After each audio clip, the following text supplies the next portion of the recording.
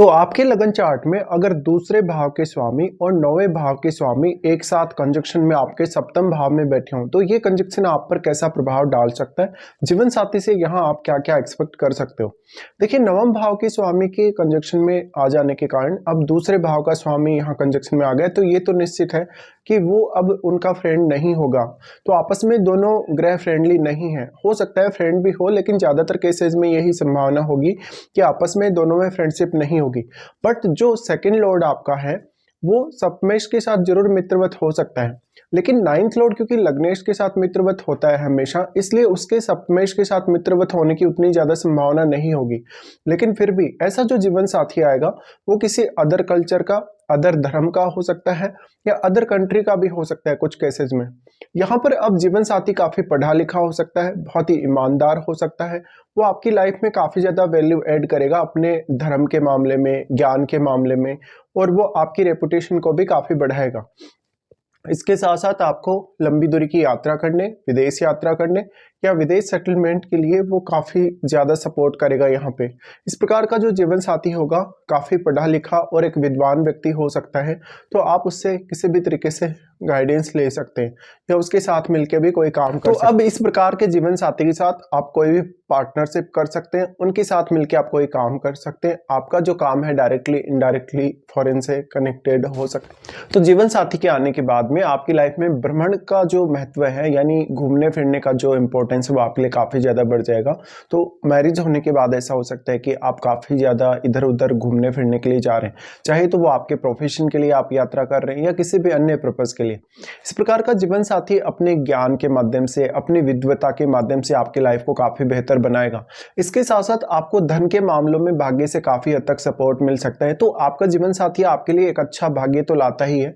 वास्तव में जीवन साथी आपकी आर्थिक स्थिति में भी काफ़ी ज़्यादा कहीं ना कहीं अपनी वैल्यू ऐड करता है। तो अगर आप ऐसे जीवन साथी से कोई भी गाइडेंस लेते हैं, किसी भी तरीके से अगर आप सपोर्ट प्राप्त करते हैं लाइफ में, तो जीवन साथी का जो कहीं ना कहीं सपोर्ट है आपके लिए काफ़ी ज़्यादा वैल्यू करेगा।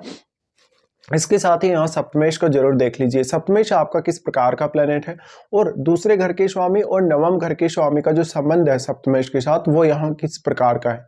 वास्तव में अगर सप्तमेश मान लो सेकंड लॉर्ड के साथ, या हो सकता है वो यहाँ पर किसी भी अन्य प्लेनेट से अगर प्रभावित है, और अगर वो सेकंड लॉर्ड के साथ सप्तमेश आपका मित्रवत है, तो आपका सेकंड हाउस का लॉर्ड भी यहाँ बड़ी भूमिका निभा सकता है।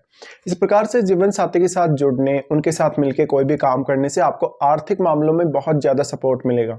इस प्रकार से दोनों ही ग्रहों का प्रभाव आपके लगन पर तो होगा ही, ये ग्रह आपके चार्ट में कुछ अन्य भावों को भी प्रभावित कर सकते हैं, तो उन भावों के लिए आपको विचार अब अवश्य करना चाहिए।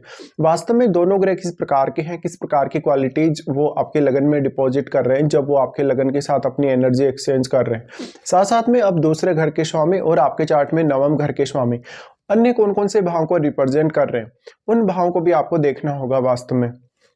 और आपके चार्ट में जो दूसरे भाव में जो प्लैनेट बैठा है और जो आपके नवम भाव में प्लैनेट बैठा है, उस प्लैनेट को जरूर देखिएगा।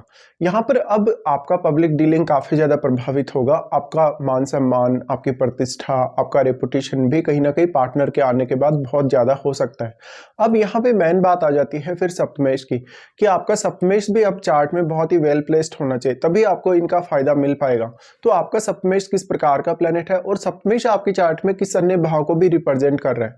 वास्तव में अगर आपका सेकंड लॉर्ड या आपका जो नाइन्थ लॉर्ड है वो एक अगर शुभ ग्रह होगा, तो वो ज्यादातर केसेस में आपको पार्टनर से मदद दिलाएगा काफी। लेकिन कभी कभी ऐसा हो सकता है कि जो आपका सेकंड लॉर्ड या आपका जो नाइन्थ लॉर्ड है वो एक क्रूर ग्रह हो सकता है, वो काफ़ी नेगेटिव इम्पैक्ट आपकी मैरिड लाइफ पर डाल सकता है। ऐसे केसेस में कभी कभी हालांकि ये भी संभावना देखने को मिलती है कि आपका जो जीवन साथी है वो कहीं ना कहीं आपको लव मैरिज के थ्रू मिला हो, कहीं ना कहीं वो बहुत ज़्यादा आध्यात्मिक हो, बहुत ज़्यादा धार्मिक प्रवृत्ति वाला हो, साथ साथ में वो काफ़ी पढ़ा लिखा होगा, विद्वान व्यक्ति होगा, बहुत सारे क्षेत्रों का उसको नॉलेज होगा, साथ में वो आपकी हायर स्टडीज़ में भी अब काफ़ी ज़्यादा मदद कर सकता है। तो इस हिसाब से आप कोई बहुत हाई एक्सपेक्टेशन अगर अपने जीवन साथी से रखेंगे, और अगर सेकंड लॉर्ड और नाइन्थ लॉर्ड का प्रभाव यहाँ काफ़ी नेगेटिव रहा, तो आपको उतने बेहतर रिजल्ट की अपेक्षा यहाँ नहीं रखनी चाहिए। इसके बाद आपको देखना होगा अपनी महादशा को। वास्तव में इनकी किसी की भी अगर आपको महादशा है, जैसे सेकंड लॉर्ड की महादशा है या आपके नाइन्थ लॉर्ड की अगर आपको महादशा है, तो इन महादशाओं में भी इनका जो योगदान होगा दोनों ही प्लैनेट्स का, वो आपकी लाइफ में काफ़ी स्ट्रांगली सामने आएगा।